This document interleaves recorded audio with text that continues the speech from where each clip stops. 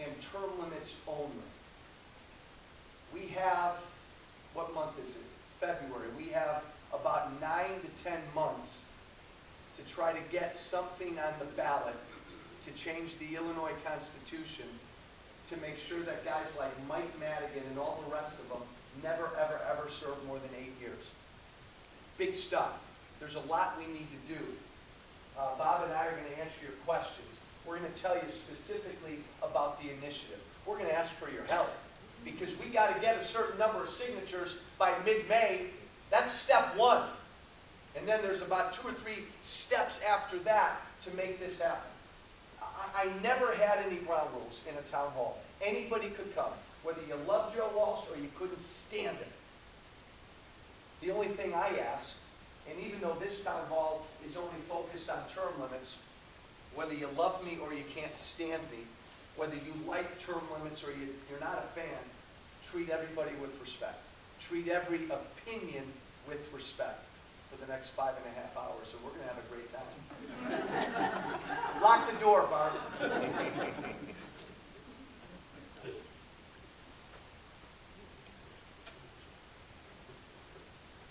Here's why we're here. And I've got a radio show, and I yell and scream 3 hours a night about Washington, but a lot about Illinois, because this state, I could probably never run for governor. This state's crashed. I'd love to be a guy who could run around and say, I'm Rauner, I'm Rutherford, I'm Dillard, I'm Brady. If you just elect me, everything's going to be hunky-dory. Everything's going to be fine. All we need is a Republican governor and everything will be fine. That's a bunch of baloney. This state has crashed, and it has very little to do with who's going to be governor. I've been saying the same thing for about 3 years now. Illinois leads the country in a lot of statistics. Thank God for Illinois. Okay? Not only do we have the worst credit rating in the country, not only are we the most corrupt state in the country, not only do we have the highest debt in the country, not only do we have the second worst unemployment rate in the country, and I could go on for 3 more hours, but the statistic that scares me more than any other statistic I've ever heard is just under 9 minutes now. It used to be just over 9 minutes. Just under 9 minutes. Every 9 minutes, a taxpayer stands up, grabs his or her suitcases, gets in a car out there, and leaves this state permanently.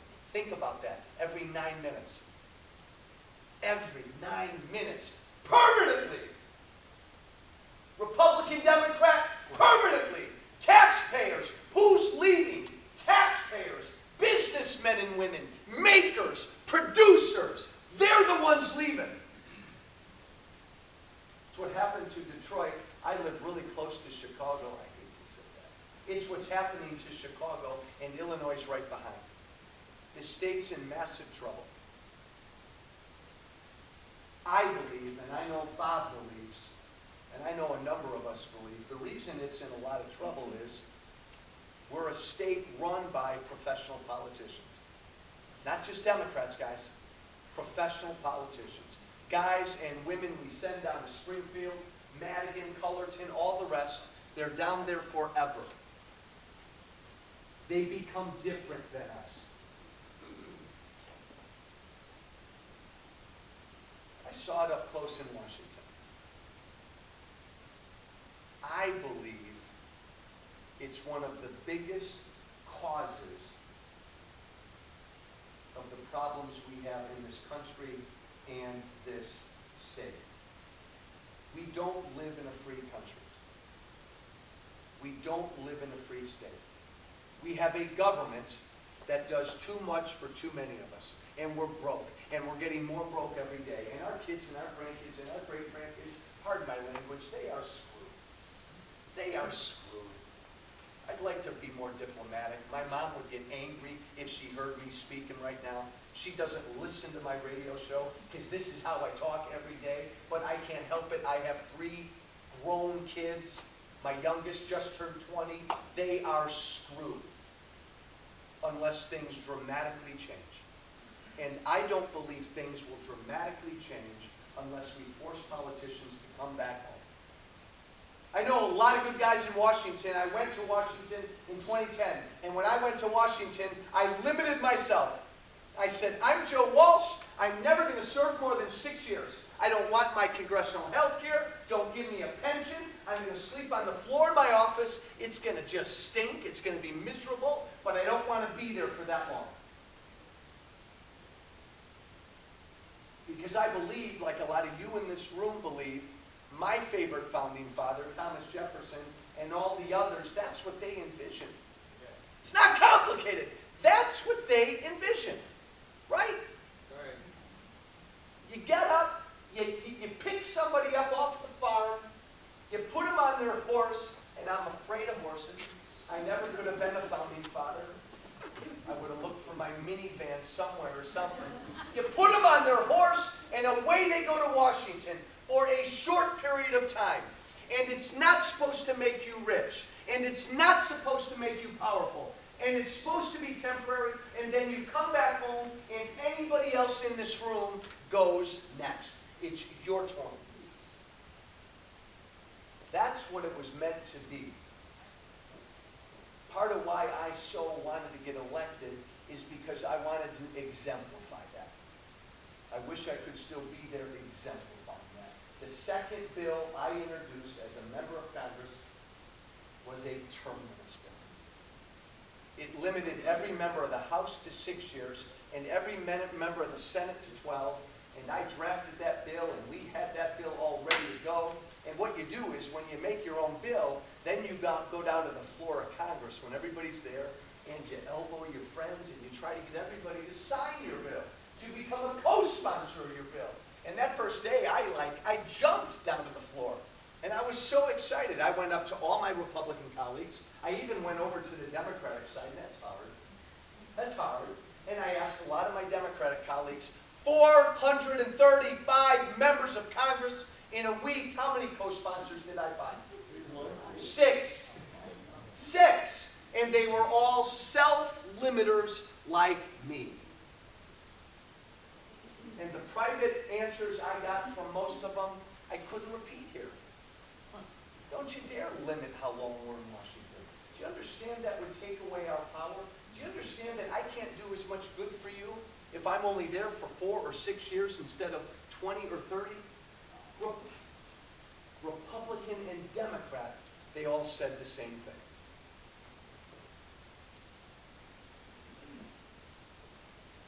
Before I turn it over to Bob to talk about the initiative and what this is all about and what the language is all about, let me just tell you, when it comes to term limits, and I did not always support term limits. Some of you have heard me say this before. I believe in nothing but a free country. Anybody should be able to run for office, and you should be able to vote for anybody. So why limit your vote? Why limit my right to run, and why limit your right to vote for whoever you want to vote for? That's how I used to think up until about 7 or 8 years ago. 3 things hit me. 3 things changed me. 3 things moved me on term limits. Number 1, I realized elections aren't fair deals. They're just not. We've all got this naive notion that every 2 years, or every 4 years, or every 6 years, we have a fair, open election in this country. That's a bunch of bull. That's a bunch of bull. There's a reason 98 or 9% of all incumbents get reelected. They've designed the system to get themselves reelected. They gerrymander districts. They develop their own campaign finance laws that make it harder for challengers. When I got there, Republicans outlawed earmarks. Back in the day, oh my God, they could use special gifts to Quincy and all over, any town in your district, to try to get yourselves reelected. Incumbents have an unfair advantage. It's too hard for challengers to win.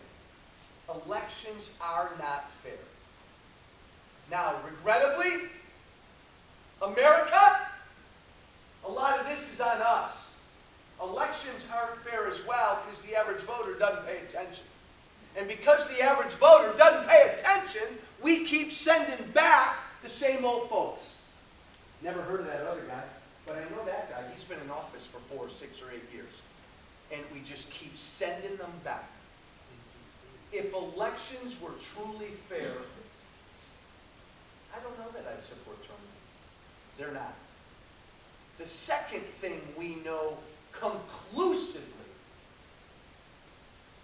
and I love yelling at liberals on the radio.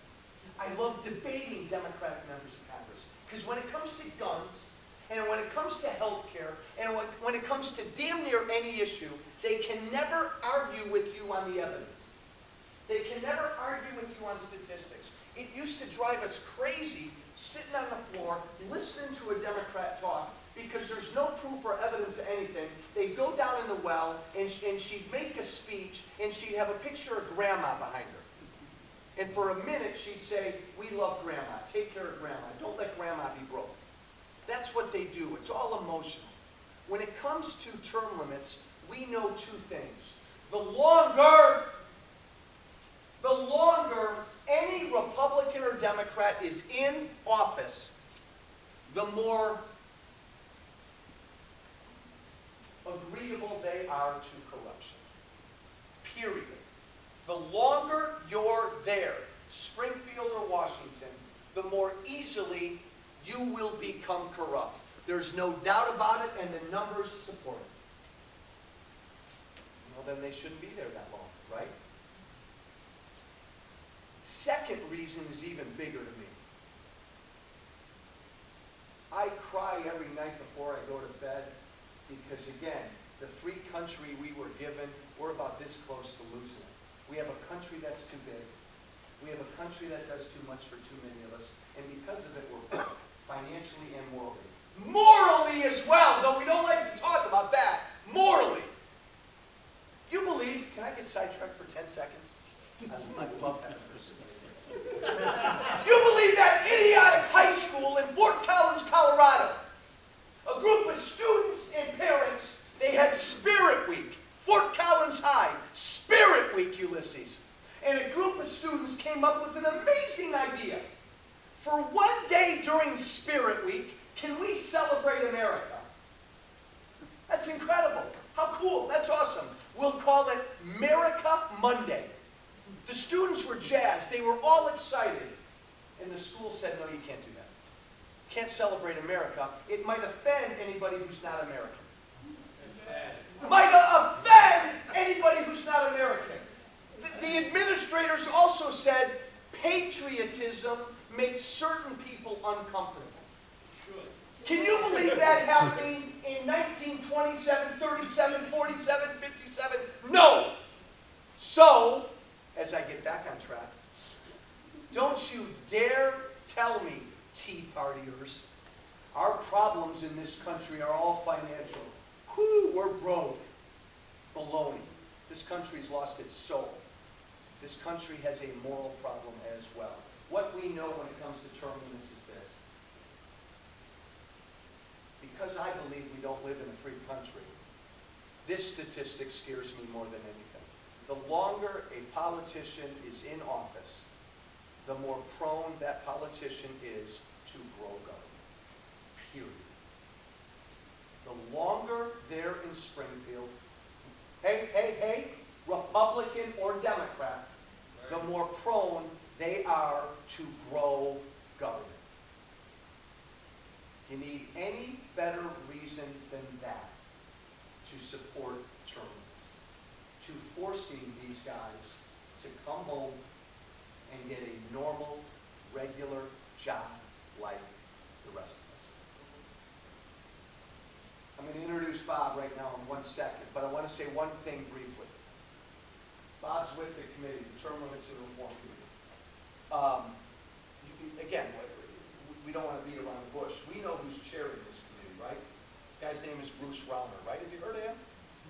Okay, Bruce Rauner is running for governor of Illinois. I want to be clear because I'm going to say this for the 939th time. I am not endorsing any candidate for governor. That could be Rauner right now. If that's Rauner, tell him I'll be with him in a minute. Rauner, Rutherford, Dillard, or Brady. You get me alone in a room with a beer, I'll let you know what I really think of these four, but I'm not endorsing any of them. I want to be really clear about that. I believed in term limits for a number of years. I went to Washington limiting myself. I introduced my own bill. This is an issue I think we desperately need. I don't care that Rauner is chairing it. Rauner and Brady, I think, support term limits. I don't know that Rutherford does, and I think Dillard's... He did it first, and now he's starting to, now that it's so popular, he's Again, starting to be just more so we're all clear with me, you'll get nothing but the straight boot from me. I'm not endorsing any of them. Let me be careful. I haven't yet. Might I? Maybe. I don't know. So this is not about any candidate for governor. This is about an issue, I think, an issue that could save this state. Let me respond outside. So one thing I want to make clear, that this is a constitutional amendment. This will change the Constitution, assuming we get the signatures and we get it on the ballot, and it passes in November. So it is a constitutional amendment. It's not an advisory. There were some people that were confused about that in the past.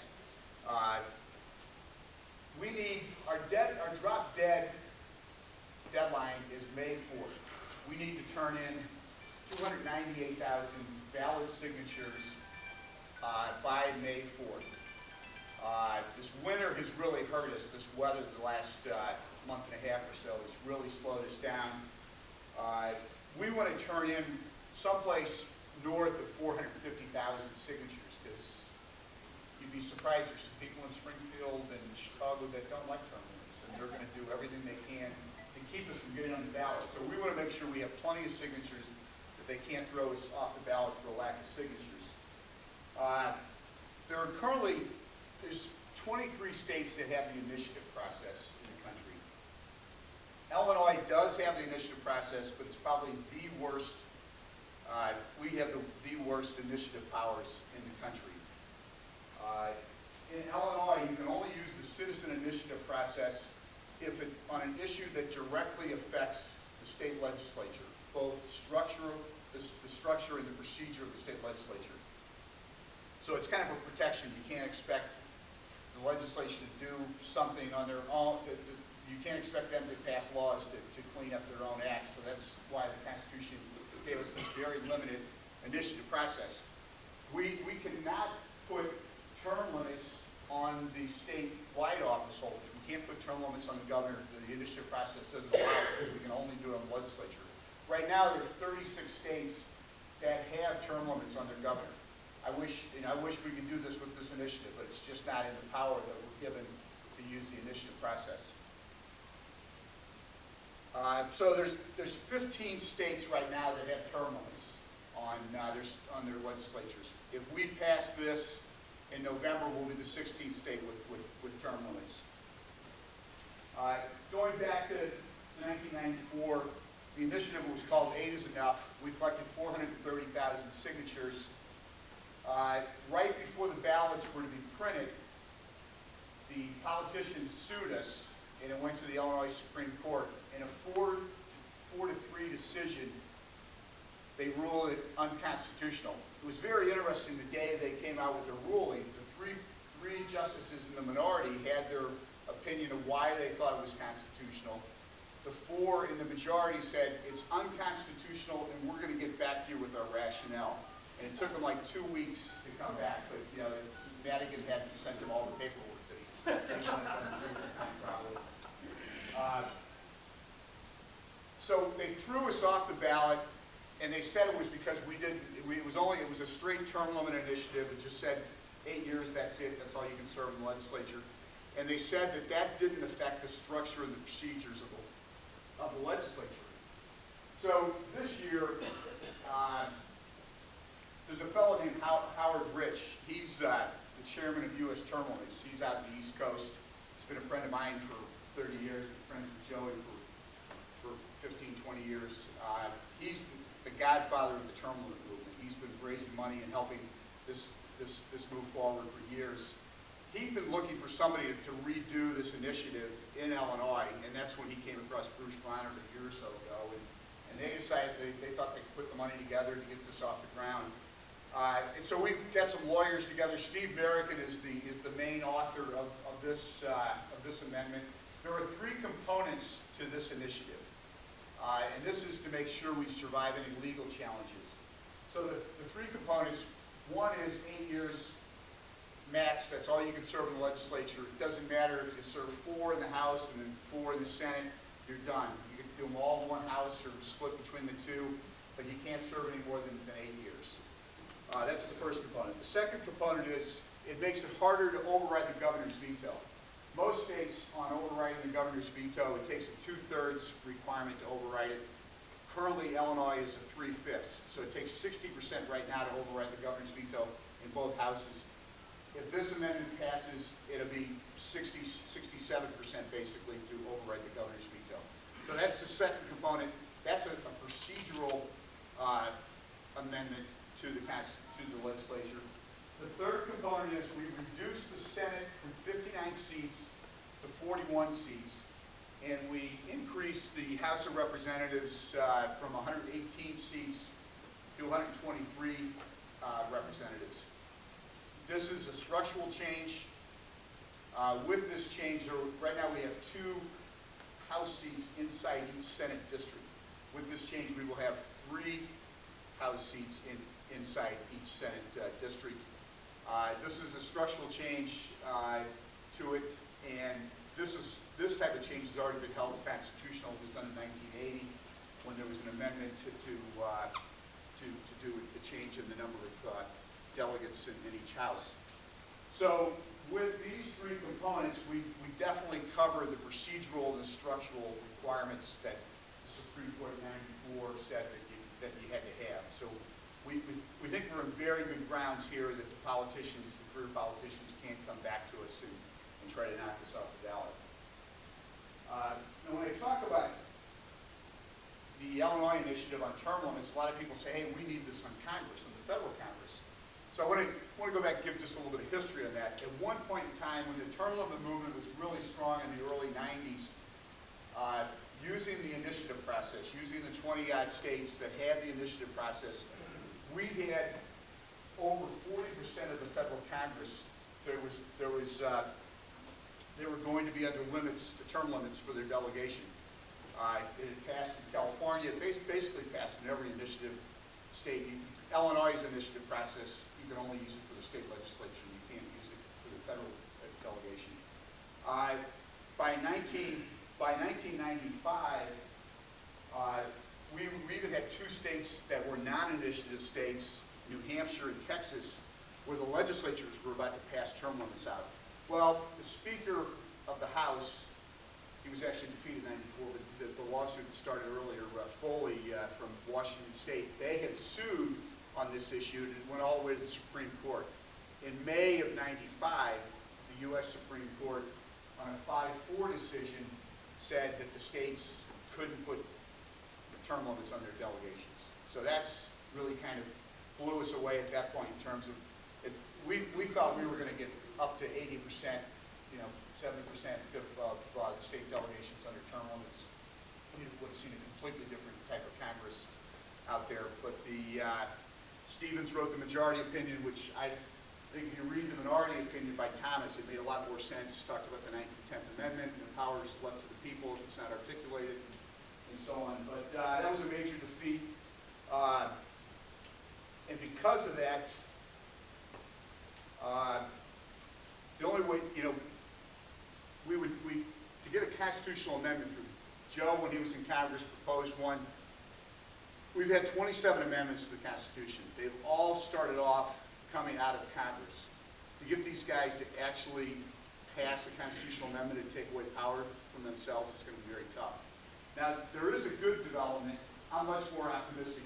I don't think we've lost our freedom. I think Americans are tenacious.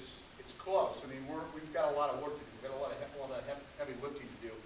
But I think enough people cherish this freedom that we can win these battles. But there's a call right now for a convention of the states there is another way to propose a constitutional amendment, even though it's never been used before. And you have to have a certain number of states, I forget whether it's 3/5 or 2/3, you have to have a certain number of states call for a constitutional convention, and then once there's enough states call it, they meet and they can propose planks, and I'm sure that a term limit plank would be one of those.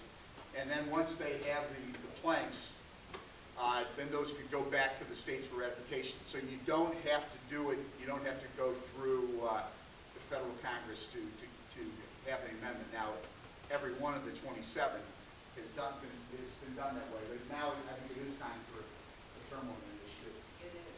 For constitutional convention. But that's something to check out, because there is... Mark Levin's talking about Mark this. Levin's going big on it. And I believe the first state, I think it was Georgia, just passed it. And there's 3 or 4 other states that are moving forward in the legislature. So that's something to keep in mind, and I think would be very helpful. The rest of what I want to say is more editorial and kind of repeats a lot of what Joe said. I mean, why do we need term limits? I believe we need term limits because throughout history we know that power corrupts. We want to put limits on political power. Americans know that America is great and America is exceptional because it is rooted in liberty. The genius of America is liberty and limited government. This is what made our country exceptional. De Tocqueville warned, history of liberty is a history of limitation of government power, not the increase of it, like certain administration believes now. America is a place where anyone from any social status can come, plan, work, and determine their future. Economic growth does not come from central planning in Washington or Springfield. Our economic prosperity comes from individual planning, determination of millions of different people from diverse backgrounds. This exceptionalism is where people control their own destiny, while the proper role of the government is to protect our rights, not to run our lives. The individuals who risked their lives to establish our republic understood that a rotation in office is a critical part of representative democracy. The founders envisioned a government where the rulers ruled, the founders envisioned a citizen government where the rulers returned to their private lives, and the idea of ruling and being ruled in turn. When Benjamin Franklin wrote the first Pennsylvania state constitution, it mandated that there was a rotation of office holders to avoid the danger of establishing an inconvenient aristocracy. One of America's greatest strengths is that we are not a class society. We should not have a professional ruling class. We need citizen legislators who are more focused on what is best for the country, not career politicians whose main concern is what's in it for them. We have a Constitution that puts limits on political power. A fundamental part of these limits is the restraint we put on people selected to hold political power. We need and desire to curb the ambition and corruption of those elected to rule. Probably the greatest political act of any leader at any time was when George Washington twice stepped away from power to return to his life as a farmer. Washington believed in a republic based on liberty and limited political power. At that time, King George III said, if he steps away from that power, he will be the greatest man in the world. We need citizen legislators who understand, like Washington did, that power corrupts. Career politicians in Springfield have taken us to the brink of bankruptcy. They have rolled up huge debt and pension obligations which will be impossible to honor. The career politicians in Springfield have voted themselves lifetime pensions after just 4 years in office. With more than 12 million people in Illinois, surely there are thousands of good citizens to serve as citizen legislators. We need a citizen legislature. We don't need more career politicians here in Springfield. We need advocates for limited government. We need people like us who understand that power corrupts. I have 2 words for those that doubt that power corrupts. Micromanagement. The Illinois Legislative Reform and Term Limit Initiative needs your help. Please sign our petition. Have your friends, your coworkers, families sign it. We believe power corrupts, and we want to to do our part to put limits on political power. We've got right now about 260,000 signatures. We still want basically another 200,000. Anything you can help, we've got petitions here, we've got instruction sheets. You can mail those in after you get them notarized. It's all laid out in the instruction sheets. Please take petitions for you and your friends. And I'd like to answer any questions you Hey, and I want to get us started. Bob, walk us through the process. So we got to get a certain number of signatures by when? May 4th. Now, the crazy part is there's rules in terms of how these have to be turned in. They have to be bound in one book. Well, we also have to have all the language on the petition. So we've got a legal size. They make it really tough. We've got a legal size petition here with only 10 signatures.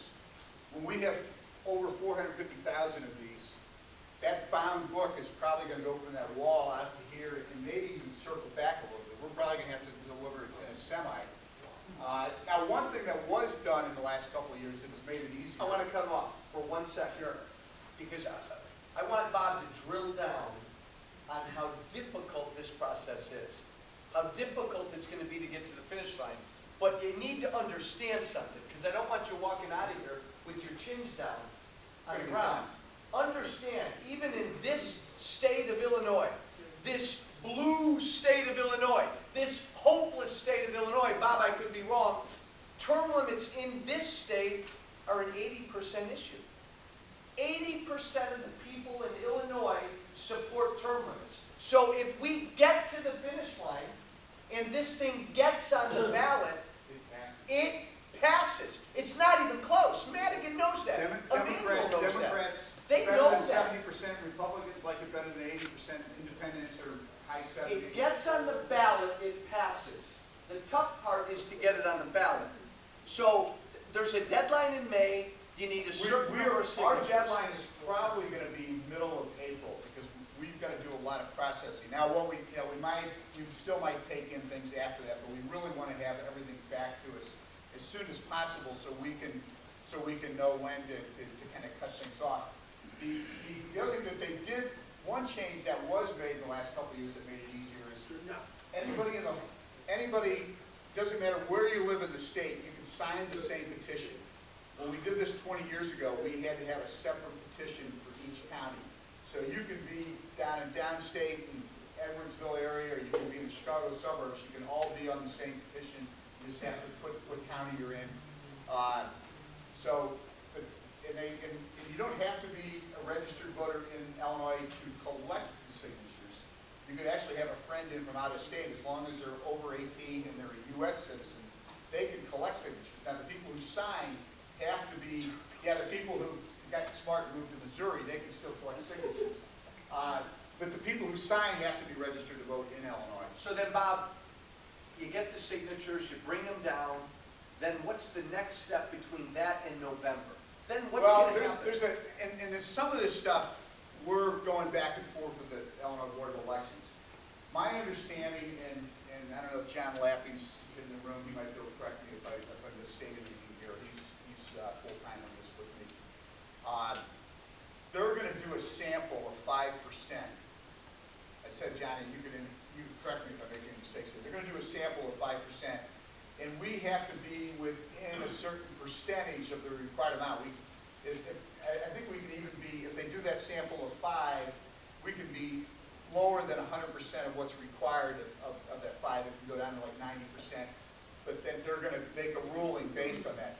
Now, some of the gray areas, what happens if we started collecting these, I think, in September or so. What if somebody signed it in October and they moved in January and they changed their registration? That signature still should be legit. They might say it's not, and we might be able to go back into court to challenge them, saying, hey, here's where they were registered when they signed it. So there's some gray area stuff. See, we're really good friends. And you know why we're really good friends? Because he's expert at drilling down into the trees. I don't even know what a tree looks like. So I want to stay above the trees. So stay above the trees with me for a minute. So you get the signatures, the State Board of Elections checks the validity, Right. and then Madigan or somebody then's going to sue? Isn't there going to be Well, a legal? it could go the same way it did in '94, where they say, hey, this is unconstitutional, or something they don't like about it. They could challenge something that in our process that we collected the signatures. I think we're going to be in good shape. So there on could that. be a legal But challenge. They could challenge they could say, well, we don't really think it's constitutional the way that And the legal challenge would go right to the Supreme Court? it would get there pretty quick. Before November, obviously. Yeah. I mean, Okay. the powers to be, if they want to challenge it, they'll get it to the Congress. And then if you survive any legal challenge, is that it? Then it's just, it's Okay, there well, on the ballot. then let's get to November, when it's on the ballot. There's a little wrinkle here, too. But this one I'm not even worried about. This one we're in good shape because it's so popular. We have to have, not everybody goes and votes the whole ballot. So some people are like, I'm going to vote for governor and that's it, then I'm going home. I don't want to stand around and wait around, so I'm not going to go down to the initiative.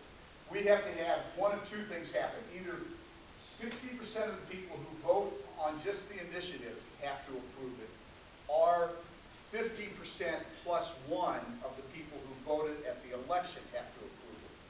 So there's going to be a certain number of people who don't vote for the initiative, but we have to have one of those two things, either enough people that 50% of the people who voted plus one, or 60% of the people who vote on the initiative. But don't you worry about that. Here's the deal. We got to get signatures by mid-April.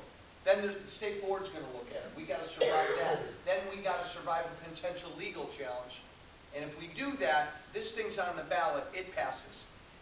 I mean, think about that. It passes. And Bob, if it passes in November, it goes into effect immediately? Well, the term limits, the way it's written, this is the bad news, because everybody's always nice, and everybody gets a new clock. Everybody gets a new age. So Madigan could serve for 8 more years? The good news on that front, though, is There ought to be a Madigan look at where term limits have gone into effect. A lot of these career politicians, they're opportunists, and if they know that they can only serve so many more years, they start looking for the next gravy train and they start jumping ship. So we've had states where they've got an 8-year term limit that goes into effect, and you'll see a lot of guys will jump ship at 4 years and 6 years because they know this gravy train is going to end, that they got to go find something else. The other thing that's a little bit helpful is we've got this 8-year limit. If your Senate seat is up and you've served 6 years, you can't run for a 4-year term. So some guys will be kicked out really after 8 years. Now they could go run in the House for a 2-year term, but it's going to bring some, it's going to open up some races and bring some more, viability.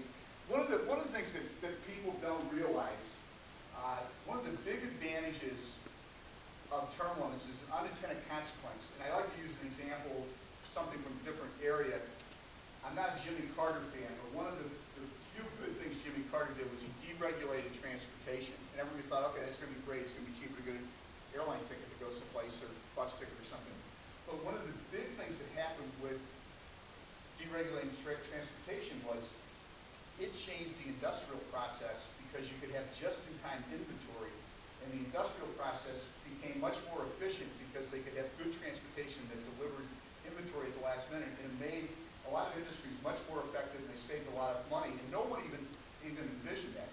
The unintended consequences of term limits is there's a lot of very successful people out there that don't want to be career politicians, that want to be effective, that would really like to help make their country, their state, their city better, but they're not willing to serve 10 or 20 years in politics because they hate politics. But if term limits were in place, they're thinking, okay, I could go do something for 2 years or 4 years or 6 years. Back in the early days of the Republic, the average term served in Congress was only 2 terms. Henry Clay was elected Speaker. I'm not a Henry Clay fan, by the fact, but Henry Clay was elected Speaker of the House his first term in Congress. It was a much more fluid situation.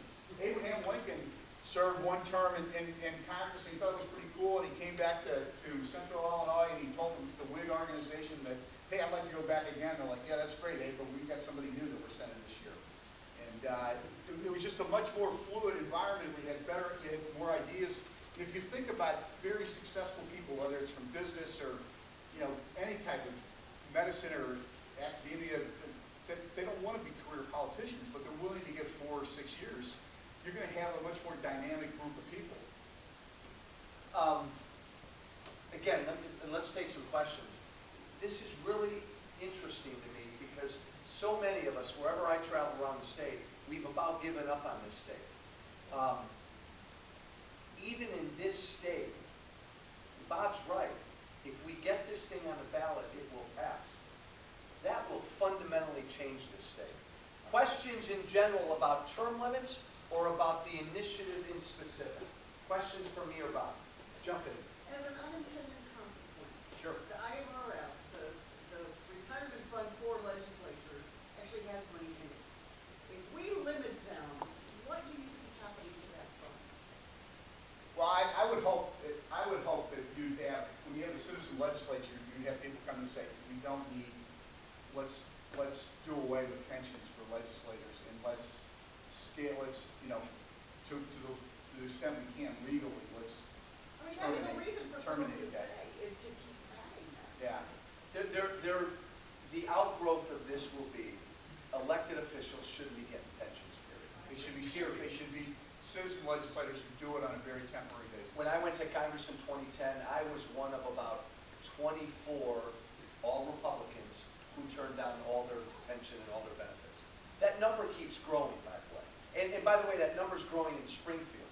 I think we've got 6 or 7 Republicans in the House who've turned down their benefits. The way it currently works, do they get paid a pension based on how many years they serve, or is it once you've got 4 years in? No, if you stay longer, you get more. So if you would automatically, have much smaller pension bill to pay.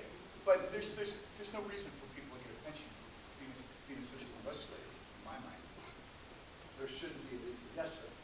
So, I'm also Missouri born, and I'm familiar with the Missouri Constitution. They have a 16-year total in the state legislature, 8 meetings. This one is 8 total. Total, right? Lifetime ban. But I think you got a math problem, because the state senate is 442, 424. Now that or changes, 344. the initiative actually changes that, where the Senate will go to just 4-year terms. All right. There are 30 states right now that just have a Senate with 4-year terms. And there'll be some complications with that on redistricting. And I think the way it will work is, say you're the senator from District 4, redistricting, the last 2 years you're serving, your district might have changed, but you're still serving out the rest of your term. And then you'll be elected, and if you run again, or the new people run again, the district will. Under this initiative, you can't run if the term extends beyond your 8 years. Right. So if you don't change that. But then, yeah, they're all going to go to 4-year terms after, when this thing takes full effect. You'll never have a senator. I'm really looking at the unintended consequences on senators, because generally speaking, senators are state representatives of graduates. So what you're really saying is that if you serve as state representative, Well, you never Senate for 2 terms in the Senate. If you serve 3 terms in the House, you're not going to run be for a senator. Yeah. If you serve 1 term in the House, You you can't be a senator for 2 terms. Right, You right. only be a 2-term senator. If you do Never only run the for Senate. And by the way, that whole Good point. dynamic, though, my friend, has changed. This notion of senator is a representative who's graduated. That's changed. That's changed at the federal level. That's changed. I know so many good guys, colleagues of mine in the House of Representatives, who have no interest in going to the Senate. It always used to be that the Senate was like the next job up. No longer the case. You can make a profound difference in the House, Michelle Bachmann. You can make a lot of difference in the House. And you're starting to see that in state legislatures around the country as well. And look, 8 years is tough. That's a pretty hard and fast 8 years total. I think there's only one other state that's tough. that hard. There's a lot, and I was looking at the numbers this morning, and I don't have them in front of me, but I think it was about half the states wouldn't let you serve more than 8 years consecutively. Well, I was looking, this was on the governors, and half the states were a lifetime ban on the governors after 2 terms. Virginia, as Joe, we were talking this morning, is that you can only serve 1 term as governor in Virginia, and I think that's current. You can't run again later. Some states, if you sit out some time, then you can run again for governor. Go ahead. Another question. Jump in. So I've spent some time in U.S. House meeting with staff. My concern with federal term limits is that the staffers run the legislature even more than they do now, which I think we all know they pretty much do now. So is that what's going to happen in the Illinois legislature when you have citizens elected come in and find out that this guy who runs the committee has been there for 20 years? Well, let's back up. I think the reason why the staffers do it on the federal level is because the congressman's so busy running for re-election that if you weren't running for re-election, maybe you could actually delve into the policy more. It's interesting because they always say, you know, that this is going to give more power to staffers and it's going to give more power to lobbyists. Well, that's very curious to me because those groups are consistently two of the only groups out there that are against term limits. So it's like, explain to me why they're against their own self-interest. If they're going to have more power, why are they always against it? I think the issue you've addressed with term limits might be a transitional problem. But the ultimate problem is government's too damn big. It does too many We things shouldn't it's not have supposed so to be many doing. staffers. We shouldn't have so many bureaucrats. It's an argument. Oh, I know, you're right. No, so I think what's going to happen, though, is follow my logic. You're right. Staffers, too many of them, too much power, bureaucrats, lobbyists.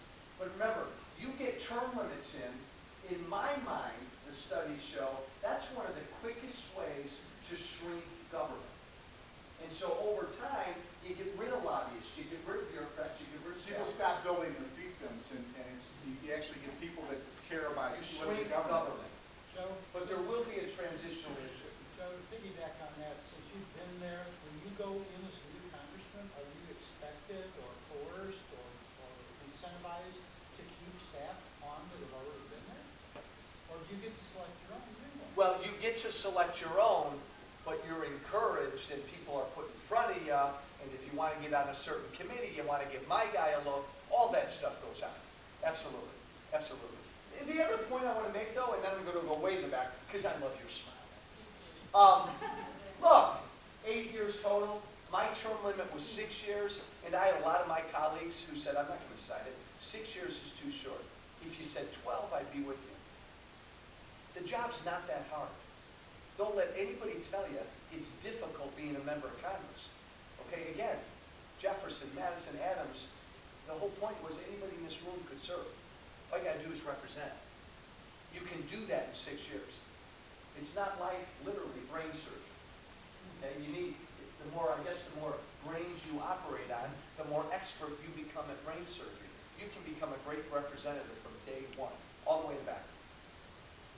You're going to get these, this will be on the ballot, I'm going to say when it comes On the ballot. Are you going to be doing any, like, TV or anything to explain to the average voter to go vote? Well, the main thing we're going to be looking at is who are the enemies of this, and will they be trying to defeat us on the ballot? We think it's public employee unions would be the primary. Oh! We've had internal debates on this. We don't think that the consensus is kind of, we don't think they're going to spend a lot of money because they know it's going to be such an uphill battle. We're going to be ready to raise money if we think to the extent that we need it. Right now, we think we probably have to have more money ready for legal challenges and to have the best legal teams got this in the Supreme Court. I think once we get to the ballot, there's not much they can do to defeat us. People in this state are so frustrated with the debt and the pensions that they want this. They will play tricks. There will be money spent to market this thing once it's on the ballot. But again, Bob's right. This is a pretty simple deal. The bigger challenge is going to be Madigan and all of his friends legally trying to convince the Supreme Court don't allow it. The legal challenge is going to be the greater challenge. If it's on the ballot, it'll pass. Odds are we're going to get the signatures. It's the legal We're going challenge. to get the signatures because of people like you out there who believe in it and work on it. You know, the great part here is Joe's been very helpful in doing this as a volunteer, plugging in his radio show. Hey, time out, volunteer. I haven't seen any invoices yet. Yeah, I've been fortunate in my business. I've been able to scale back my business. I'm spending 80% of my time as a volunteer. I'm not paid for my effort on this. And it's just something I believe in. Yes, sir. When you went to Washington, how many people did you have on your staff, That's how many do the people got headed for? You're given a budget, and I'm going to be off by a couple hundred. Maybe every congressman's given $1.5 million budget. And every congressman generally has about 16 people on staff, half in D.C. and half at home. And many of us do our best not to use that budget. I think I return the highest percentage of my budget back to the taxpayer. But you're given about it's like you run a little company, $1.5 million, and you're advised to have about 16 employees. Now, United States senators, they've got about 50 to 60 employees, just members. And then there are committee staffers, and on and on and on and on. It's ridiculous. But again, remember, the correlation is this. This is why I ultimately said, we need term limits. The longer someone's been there, it's like a direct correlation. The more prone they are to grow government. The more they spend. The more they spend. National Taxpayers Union has done analysis. So you want to shrink government. Over time, this is the reform. This is the reform. Yes, sir. The head of the snake here in Illinois is mad. He Bingo. brings these bills out behind closed doors, vote on it in 5 minutes. I maintain I'd like to take term limits to another degree, or whatever, and have geographic term limits for the leaders of the House, the President, and the Senate, the Speaker, and 2 minority leaders. Divide the state into 4 population areas, and every 4 years they have to rotate, so the Speaker of the House has to come to Southern Illinois every 6 years. It'd be great, but it's not something we can use citizen initiative on. I understand that, but I think this has to go on. After this gets passed, I'd like to see that go forward. Well, then we need to get good people in You the can't legislature have my to head do that. plugged up the sewer for 32 years. Right. I wish, and this was, and we had a potential a few years back, I forget what it was, 2 or 4 years ago, to do a statewide constitutional convention, because we need to improve the initiative process in the state, that we could address more substances. Well, what's embarrassing is the same Democrats keep voting in. When the guy for someone said, I'd like to be Speaker. Well, the scary thing about Manning, there was a TRIP investigation a month or so ago, the Chicago TRIP, and there was a mayor of a small community, it was no more than like 10 or 12,000 people. He had to fill a spot for a part-time inspector. He got a call from Michael Madigan saying, hey, I know you got this spot for the part-time job as an inspector, and I've got a really good guy that I think you should think about hiring.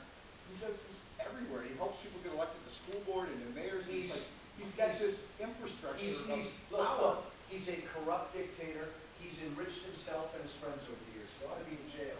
But understand, 2 years ago, Michael Madigan changed campaign finance law in Illinois. So members now running, individual members running, are limited to what they can raise out there, but they're not limited to what Michael Madigan and the party can give them to run. So now to get reelected, they're all beholden to him, no matter where they are in the state. They're all beholden to him. But the Attorney General, I'm sure, has been investigating. Yeah, there looks like a problem here. Yes, sir. You said that one of the 3 things on this petition was to change the number of senators and the number of representatives. Right. From 2 to 1 to 3 to 1, which will cut the size of government for the state. There is some savings because we're knocking down the Senate by I think 18 spots, and we're increasing the House by 5 or something. My question is, would the whole state be restructured, This is a really good question because Dillard has made this argument. Some other people, the Farm Bureau has made this argument.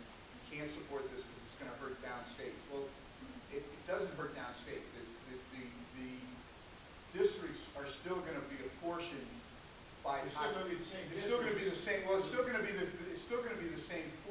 Chicago is 27% of the state of Illinois. Cook County is 40% of the state of Illinois.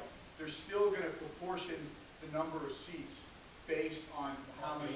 So, and I think the House would go from, the Senate districts would go from like 211,000 to like 313,000 would be the size. So they still need to, each Senate seat needs to be the same size everywhere. So it's not going to hurt any particular part of the state. I mean, Cook County is still a very large part of the state, is still going to have the same. But again, I keep going back to the prize. Term limits. Because right now, one son of a gun runs this state, and every Democrat is beholden to him. They can't do anything without him. This may sound weird, but with term limits, you'd actually get a better quality of Democrat running for state rep and state Republican. Yes, ma'am. And Republican. And Republican. That's what I was gonna say. And corruption's universal. If you're going out and getting signatures, I learned firsthand, don't go to the Republicans either. I took them down to, and Dillard's running mate wouldn't sign. Did she say why she wouldn't sign? Because we have term limits every election. That's what elections are for. I just want to stop everybody. How many petitions did you turn in today? I think I had 10 or 12 today. This is a hero here. Well, This is how we get these people like you help us well, yeah, help but us I mean, make and the change. I haven't worked hard at this. It's just as I run into people. You don't like being out But on this 10 below? I live next door to a devout, dyed-in-the-wool Democrat. I've been a Democrat all my life. I'll always be a Democrat. You know, Will he sign it? I am completely blind. Term limits? Sure, I'll sign. Woman on the street, everybody gets this. And that's Yeah. who you need, yeah. You say term limits and they, where do I sign? Yeah. Yeah. Yes, sir. Unless they're Republicans. Madison County. Madison County. Oh, great story. Last fall, we were involved in a pretty well-publicized petition drive with our county board trying to force it in, and we whip them like dogs. But the point I want to make is, your petition itself, we require us to have a legal size. Right. And we had a lot of, we had people we didn't even know existed that took the petitions and went out.